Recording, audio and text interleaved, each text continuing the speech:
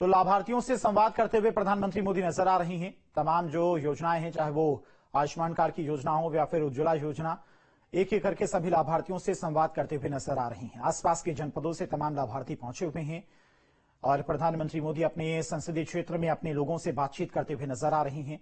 ये आज की तस्वीरें हैं। बेहद महत्वपूर्ण ये दौरा, 2 दिवसीय प्रधानमंत्री मोदी का यह दौरा है। पीएम जब पहुंचे तो उनका भव्य स्वागत किया गया था।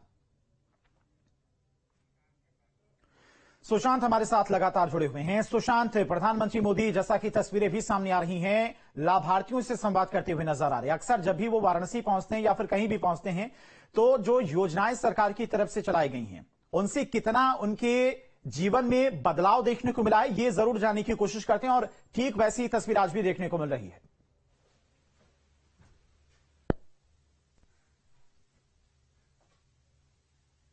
मंत्री जब भी वाराणसी जाते हैं तो सबसे पहली बात, जो भी योजना होती है उससे जुड़े लाभार्थियों से इसलिए संवाद करते हैं, उनसे वो समझना चाहते हैं कि वाकई में जो लाभ है वो किस हद तक समाज के अंतिम व्यक्ति तक पहुंच रहा है और इसका फायदा क्या हो रहा है, और ये लाभार्थी से अधिक कोई उस बात को बता नहीं सकता। इसलिए न सिर्फ वो उन स्टॉल पर जाते हैं जहां पर कि प्रधानमंत्री सिर्फ योजनाओं की बात जानते हैं, बल्कि उस योजना से जो लाभ हो रहा है, लाभार्थी हैं, उससे भी बातचीत करते हैं। और यही कारण होता है कि समाज के अंतिम व्यक्ति तक सरकार की योजनाओं का लाभ पहुंच पाता है। इस वक्त जो आप तस्वीर देख पा रहे होंगे हमारे पीछे, जिस तरीके से लोगों का एक हुजूम खड़ा हुआ है, पुलिस कर्मियों ने किसी तरीके से रोक रखा है सभी को, और ये पूरा का पूरा इलाका इस समय सड़क पर आ गया है प्रधानमंत्री की एक झलक पाने के लिए। और ये सिर्फ एक तरफ की बात नहीं है, बल्कि आपको अगर दूसरे सड़क की दूसरी तरफ की आपको दृश्य दिखाएं तो दूसरा तरफ भी देखिए, जहां पर बैरिकेटिंग के अंदर किस तरीके से लोग यहां पर खड़े हैं। और ये पूरा जो इलाका है अल्पसंख्यक समुदाय का इलाका माना जाता है। अधिकतर बुनकर समाज के लोग यहां पर रहते हैं और अधिकतर जो हैंडलूम और पावरलूम है, यानी कि बनारसी साड़ियों को बनाने का जो दिल कहा जाता है, वो इस इलाके को कहा जाता है।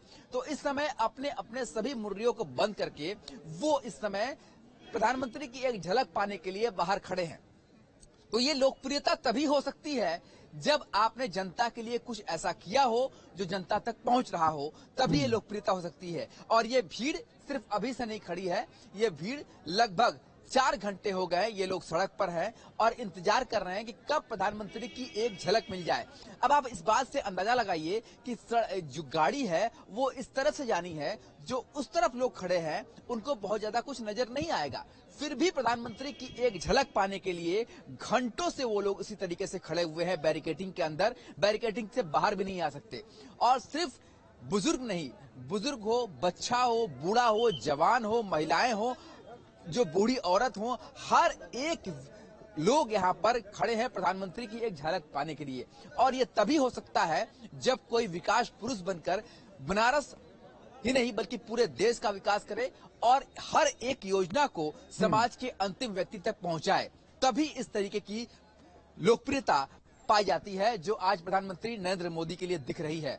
और यही कारण है, जैसे कि बताया जाता है कि चुनाव में जीत आखिर क्यों हो रही है, चुनाव में जीत आखिर इसलिए हो रही है, ये कारण है। आप देखिए इस तस्वीर को देखिए, और ये वो तस्वीर है जो मतदान के समय वोटों में तब्दील होती है। और इसलिए तब्दील हो रही है कि जाहिर सी बात है प्रधानमंत्री की जो योजनाएं हैं वो आम आदमी तक पहुंच रही है। जहां भी वो जाते हैं लाभार्थियों से बात करते हैं, जैसा कि आपने कहा कि लाभार्थियों से बात करते हैं, वो इसीलिए बात करते हैं कि लाभार्थियों से जो लाभ है वो क्या उन तक पहुंच रहा है, सीधे तौर पर उन तक पहुंच पा रहा है लाभ, ये उनसे जानते हैं। और उनसे ये भी पूछते हैं कि आप क्या कर रहे हो। मान लीजिए प्रधानमंत्री रोजगार के अवसर पर कोई लाभार्थी से बात करते हैं तो उससे बात करते हैं कि आपने जो मुद्रा लोन लिया उसका आपने क्या किया, उससे आपको कितना फायदा हुआ, आपकी जिंदगी कितनी बदली। ये सारी चीजें हम इसलिए कर रहे हैं कि हम देख चुके हैं। और आप देखिए किस तरीके से जो घर की छतों पर लोग यहाँ पर इकट्ठा है।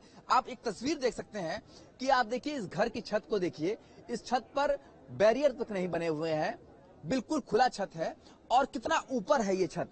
उसके बावजूद उस छत पर भी लोग यहाँ पर इकट्ठा हुए हैं और पूरे घर को सजाया गया है प्रधानमंत्री के आगमन के मद्देनजर। शायद ही वहां से बैठे लोगों को गाड़ियों के अलावा और कुछ दिखाई दे। प्रधानमंत्री का जो चेहरा देखने की बात बहुत दूर की बात है, क्योंकि इतना दूर से शायद कुछ नजर ही नहीं आएगा। पर फिर भी इस ठंड में भी लोग छत पर खड़े हैं, घंटों से बैठे हैं कि प्रधानमंत्री की एक झलक पा जाए। तो ये प्रधानमंत्री मोदी की लोकप्रियता वाराणसी में दर्शाती है कि उन्होंने क्या काम किया, उन्होंने किस तरीके से योजनाओं को अंतिम व्यक्ति तक पहुंचाया। और आज ये भीड़, ये जनसैलाब ये दिखाता है कि बनारस बदला है, बनारस विकसित हुआ है। और इन लोगों को इतना देर तक रोकने के लिए, बैरिकेडिंग के अंदर रखने के लिए पुलिसकर्मियों को खासा मशक्कत करनी पड़ रही है। आप देखिए पुलिस के लोग यहाँ पर कितनी मशक्कत कर रहे हैं कि कोई भी व्यक्ति आगे ना निकल आए, कोई भी व्यक्ति सुरक्षा घेरा तोड़ न दे। और इतने भीड़ के बावजूद भी, इतने धक्के मुक्की के बावजूद भी लोग यहाँ से हिलने को तैयार नहीं है, अपने घर जाने को तैयार नहीं है। तो ये दर्शाती है बिल्कुल सुशांत, ये तस्वीरें दिखाती हैं कि किस तरह से बनारस के लोग अपने सांसद से यानी प्रधानमंत्री मोदी से जुड़े हुए हैं। और प्रधानमंत्री मोदी भी जब भी वाराणसी पहुंचते हैं तो जिस तरह से वो लोगों से मिलते नजर आते हैं, वो एक देखकर लगता है कि एक परिवार के ही सदस्य हैं। जिस तरह से वो लोगों से बातचीत करते हैं, बच्चों के साथ में खेलते हुए नजर आते हैं, उन्हें दुलारते हुए नजर आते हैं, उससे कहीं से भी देखकर नहीं लगता कि वो बाहर के हैं। जबकि जो तस्वीरें लगातार सामने आ रही हैं उसमें देखकर भी लग रहा है कि इस तरह से वो स्कूल पहुंचे थे, बच्चों से संवाद किया था, बच्चों से बातचीत की थी, पढ़ाई के विषय में उनसे बातचीत करते नजर आए थे।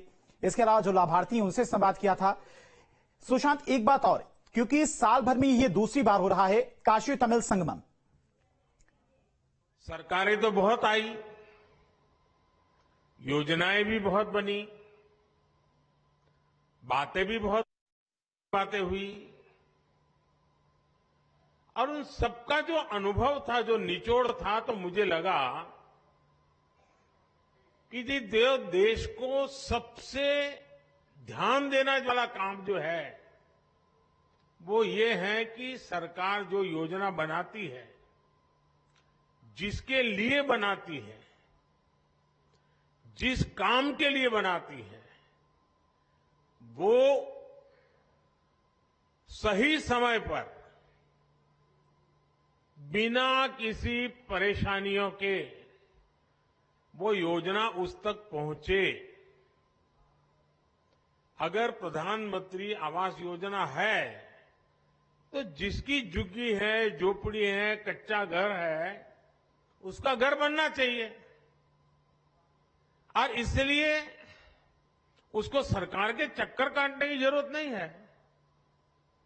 सरकार को सामने से जाकर के काम करना चाहिए। और जब से आपने मुझे काम दिया है तो अब तक करीब 4 करोड़ परिवारों को पक्का घर मिल चुका है।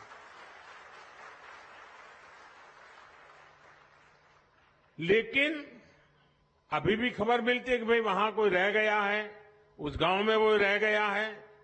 तो हमने तय किया कि भाई फिर से हम एक बार देश भर में जाएं, जो सरकार की योजनाएं हैं, जिनको मिला है, उनसे सुने कि भाई क्या क्या मिला, कैसे मिला, प्राप्त करने में कोई कठिनाई तो नहीं हुई, कोई रिश्वत तो नहीं देनी पड़ी, जितना तय था उतना मिला कि कम मिला। एक बार जाएंगे तो इसका हिसाब किताब भी हो जाएगा। तो ये विकसित भारत संकल्प यात्रा जो है ना, वो एक प्रकार से मेरी भी कसौटी है, मेरी एग्जामिनेशन है कि मैंने जो कहा था और जो मैं काम कर रहा था, मैं आपके मुंह से सुनना चाहता था और देश भर से सुनना चाहता हूं कि जैसा मैंने चाहा था वैसा हुआ है कि नहीं हुआ है, जिसके लिए होना चाहिए था उसके लिए हुआ है कि नहीं हुआ है, जो काम होना चाहिए था हुआ कि नहीं हुआ है। अब मैं अभी कुछ साथियों को मिला जिन्होंने आयुष्मान कार्ड का फायदा उठा करके गंभीर से गंभीर बीमारियों का इलाज करवाया है। उन्होंने एक्सीडेंट हो गया, हाथ पैर टूट गए तो अस्पताल में जाकर के मैंने उनको पूछा, तो कह रहे थे साहब इतना खर्चा हम तो कहां से करते, जी लेते ऐसे ही। लेकिन जब आयुष्मान कार्ड आया तो हिम्मत आ गई, ऑपरेशन करवा दिया, अब शरीर काम कर रहा है। अब उससे मुझे तो आशीर्वाद मिलता ही है, लेकिन जो सरकार में बाबू लोग हैं ना, अफसर लोग हैं, जो फाइल पे तो योजना को आगे बढ़ाते हैं, अच्छी योजना भी बनाते हैं, पैसे भी रवाना कर देते हैं, लेकिन वहां उनका काम पूरा हो जाता है कि चलो वे 50 लोगों को मिलना था, मिल गया, 100 लोगों को मिलना था, मिल गया, 1000 गांव में जाना था, चला गया। लेकिन जब वो ये बात सुनता है कि उसने कभी फाइल पे काम किया था, उसके कारण काशी के फलाने मोहल्ले के फलाने व्यक्ति की जिंदगी बच गई, तो वो जो अफसर होता है ना, उसका भी काम करने का उत्साह अनेक गुना बढ़ जाता है, उसको संतोष मिलता है। जब तक वो कागज पे काम करता है, उसको लगता है मैं सरकारी काम कर रहा हूं, लेकिन जब उस काम का फायदा किसी को मिला है, उसका जब उसको खुद देखता है, खुद सुनता है, तो उसको काम करने का उत्साह बढ़ जाता है। और इसलिए मैंने देखा है कि ये विकसित भारत संकल्प यात्रा जहां जहां गई है, वहां पर सरकारी अफसरों पर इतना सकारात्मक प्रभाव हुआ है, उनको अपने काम का संतोष होने लगा है। अच्छा भाई, ये योजना बनी, मैंने तो फाइल बनाई थी, लेकिन क्या एक गरीब विधवा के घर में जीवन ज्योति बीमा का पैसा पहुंच गया, मुसीबत की जिंदगी में उसको इतनी बड़ी सहाय मिल गई, तब उसको लगता है अरे मैंने तो कितना बड़ा काम किया है। एक सरकारी मुलाजिम को जब ये सुनता है, तो उसको जीवन का एक नया संतोष मिलता है। बहुत कम लोग हैं जो इसकी ताकत समझते हैं कि ये विकसित भारत संकल्प यात्रा से हो क्या रहा है। जो बाबू लोग इस काम से जुड़े हैं, जब सुनते हैं, जब मैं भी यहां बैठा हूं सुनता हूं कि मोदी जी मुझे बहुत अच्छा लगा, मेरे पति का स्वर्गवास हो गया था, अचानक मुझे खबर आई 2 लाख रुपए मिल गया। कोई बहन कहती है कि बचपन से ही हम तो धुएं में जिंदगी गुजारते थे, गैस आ गया, जिंदगी बदल गई। उससे बड़ा जो सबसे बड़ी बात की बहन ने, उसने कहा गरीब और अमीर का भेद मिट गया। गरीबी हटाओ नारा देना एक बात है, लेकिन एक गरीब कहता है कि मेरे घर में गैस का चूल्हा आते ही गरीबी और अमीरी का भेद खत्म हो गया। जब वो कहता है कि मैं पक्के घर में रहने गया, तो मेरा आत्मविश्वास इतना बढ़ गया कि मेरे बच्चे सम्मान के साथ स्कूल कॉलेज में अपने दोस्तों के सामने खड़े रहने लगे। झोपड़ी में रहते थे, बच्चे शर्मिंदगी महसूस करते थे। कच्चे घर में रहते थे, बच्चे शर्मिंदगी महसूस करते थे, दबे हुए रहते थे, आत्मविश्वास नहीं था।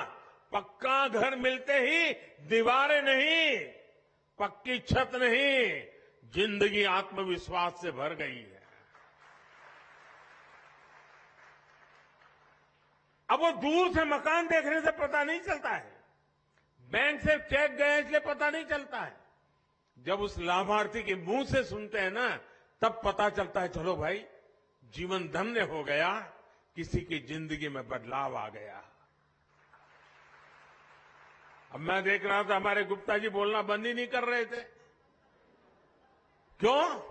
उनका मन इतना उत्साह से भर गया था कि इतनी योजनाओं का लाभ मिला, सामने से कि 10,000 रुपया बैंक से मिल जाए। साहूकार से भी पैसा लेने में दम उखड़ जाता है, ये बैंक सामने से पैसा दे तब उसका विश्वास बढ़ जाता है, ये मेरा देश है, ये बैंक मेरी है। और मैं चाहता हूं हिंदुस्तान के हर व्यक्ति को लगना चाहिए कि रेलवे मेरी है, ये अस्पताल मेरी है, ये अफसर, ये ऑफिस सब मेरा है, ये देश मेरा है। ये भाव जब जगता है तो देश के लिए कुछ करने की इच्छा भी जग जाती है। और इसीलिए ये जो प्रयास है ना, वो बीज बो रहा है। बीज इस बात का बो रहा है कि भाई हमारे मां बाप को मुसीबतें झेलनी पड़ी, हमें भी जिंदगी में मुसीबतें झेलनी पड़ी, लेकिन हमें अपने बच्चों को मुसीबत में जीने के लिए मजबूर नहीं करना है। हम जो मुसीबतों से गुजरे, कोई मां बाप नहीं चाहता है कि उसके बच्चे भी उसी मुसीबत से गुजरे। खुद पढ़ नहीं पाए, अशिक्षित रहे, लेकिन कोई मां बाप नहीं चाहता है कि उसके बच्चे अशिक्षित रहे। और जब ये योजनाओं की सारी जानकारियां उसको मिलती है तो उसको लगता है कि यही समय है, यही समय है हम भी कुछ करें। और जब 140 करोड़ लोगों के मन में लगता है ना ये समय है, तो देश आगे बढ़ के रहेगा। देश को आजादी कैसे मिली? सारे देश में एक वातावरण बन गया था। कोई चरखा चलाता था, कोई पूछता था क्यों चला रहे हो चरखा, तो बोले आजादी के लिए। कोई पढ़ाई छोड़ करके भारत माता की जय करके निकल पड़ता था, पुलिस के डंडे खाता था। लोग पूछते थे क्यों मर रहे हो, बोले देश की आजादी के लिए। कोई बुजुर्ग की सेवा करता था, कोई पूछता था अरे क्या कर रहे हो भाई, नहीं बोले आजादी के लिए कर रहा हूं। कोई खादी पहनता था, क्यों कर रहे हो, आजादी के लिए। हिंदुस्तान का हर व्यक्ति कहने लगा कि मैं आजादी के लिए काम कर रहा हूं। उपवास करता हूं तो भी आजादी के लिए, मेहनत करता हूं तो भी आजादी के लिए, बच्चों को पढ़ाता हूं तो भी आजादी के लिए, सफाई का काम करता हूं तो भी आजादी के लिए, तकलीफ चलाता हूं तो भी आजादी के लिए। आजादी का ऐसा बुखार चढ़ गया, हर मन में विश्वास पैदा हो गया, अंग्रेजों को भागना पड़ा। देश उठ खड़ा हुआ। अगर हम इस समय 140 करोड़ देशवासी इसी मिजाज से भर जाएं, बस अब हमें देश को हमें आगे ले जाना है, ऐसे नहीं रहना है। हर एक की जिंदगी बदलनी है, हर एक की शक्ति का सम्मान होना चाहिए, शक्ति का उपयोग होना चाहिए, तो देश को आगे बढ़ाना चाहिए। एक बार ये मन में ये बीज बो रहे ना, आज 25 साल में तो ऐसा वटवृक्ष बनेगा, 2047 में 2047 में विकसित भारत बन जाएगा और बच्चों को फल मिलना शुरू हो जाएगा। ये वटवृक्ष की छाया आप ही के बच्चों को मिलने वाली है। और इसलिए विकसित भारत बनाने के लिए हर नागरिक का मिजाज बनना चाहिए, मन बनना चाहिए, संकल्प बनना चाहिए। और अगर मन बन जाता है तो मंजिल दूर नहीं होती है। और ये विकसित भारत संकल्प यात्रा, ये एक प्रकार से देश का काम है, ये किसी राजनीतिक दल का काम नहीं है। और मैं मानता हूं जो इस काम को करता है ना, वो बहुत पवित्र काम करता है। वो दूर से देख रहा है, अखबार में पढ़ रहा है, उसको समझना चाहिए कि मेरी गाड़ी छूट रही है, मैं मौका छोड़ रहा हूं। मैं भले देश का प्रधानमंत्री हूं, लेकिन मेरा बड़ा उमंग है आज आपके बीच आने का। मुझे बड़ा आनंद है कि मैं आज विकसित भारत संकल्प यात्रा का मैं हिस्सा बना। मैं भी संतोष करूंगा कि हाँ भाई, ये काम मैंने भी किया।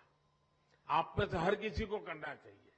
अगले गांव में जहां भी यात्रा जाने वाली हो, शहर में जिस वार्ड में जाने वाली हो, भव्य स्वागत होना चाहिए। सब पे सब लोग आने चाहिए, हर किसी को सुनना चाहिए, योजनाओं का लाभ लेने के लिए आगे आना चाहिए। और जिसको योजना का लाभ मिला है उसने आत्मविश्वास के साथ इसको बताना चाहिए। अच्छी बात बताने से भी अच्छाई का वातावरण पैदा हो जाता है। और इसलिए मैं चाहता हूं कि विकसित भारत यात्रा ये एक बहुत बड़ा सपना है, बहुत बड़ा संकल्प है और अपने ही प्रयासों से इस संकल्प को हमने सिद्ध करना है।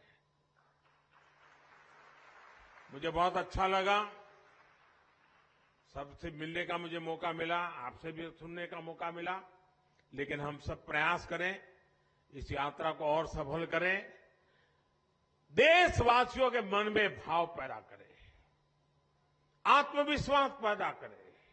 और हमने देखा है घर में भी जब पैसे नहीं होते हैं, तकलीफ से गुजारा करते हैं, तो कई काम नहीं कर पाते, इच्छा हो तो भी नहीं कर पाते। मन करता है कि चलो बच्चों को ये अच्छा शर्ट ला करके दे दूं, नहीं ला सकते। क्यों? पैसे कम है। जैसे घर में होता है ना, वैसे देश में होता है। देश के पास भी पैसे होने चाहिए। पैसे होंगे तो हर नागरिक की इच्छा पूरी करेगा। आज 4 करोड़ गरीबों को घर मिल गया, जो बच गए हैं उनको अभी आगे मोदी देने की गारंटी देता है। जिनको आयुष्मान कार्ड मिल गया उसकी मुफ्त में दवाई हो गई। जिसको गैस की चूल्हे की जरूरत थी, सरकार सब्सिडी देकर के भी गैस का चूल्हा दे रही है। क्यों? सरकार के पास देने की ताकत आई। भारत विकसित हो जाएगा ना 25 साल में, तो ये मुसीबतों का नामो निशान नहीं रहेगा, नामो निशान नहीं रहेगा। हम मुसीबतों से मुक्त हो जाएंगे और मुसीबतों से मुक्ति का ये मार्ग है विकसित भारत का संकल्प पूरा करना। और इसलिए मैं मेरे काशीवासियों को विश्वास दिलाता हूं कि आपके सेवक के नाते, आपके सांसद के नाते तो मैं काम करूंगा, लेकिन आपने मुझे देश का काम दिया है, उसमें भी महादेव के आशीर्वाद से मैं कभी पीछे नहीं रहूंगा।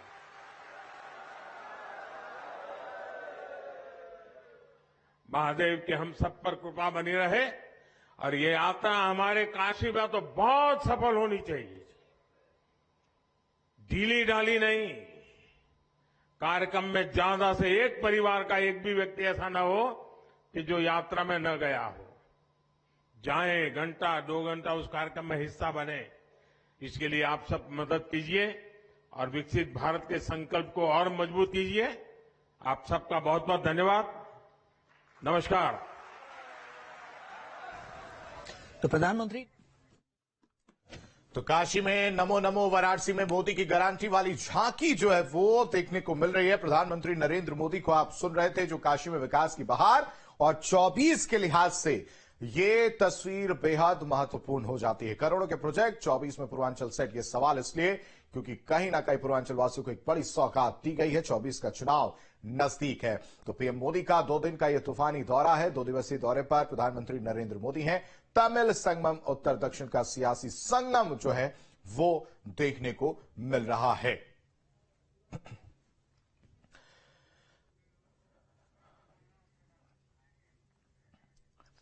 तो बड़ी सौगात काशी वासियों को, पूर्वांचल वासियों को प्रधानमंत्री नरेंद्र मोदी की तरफ से दी गई है। करोड़ों की परियोजना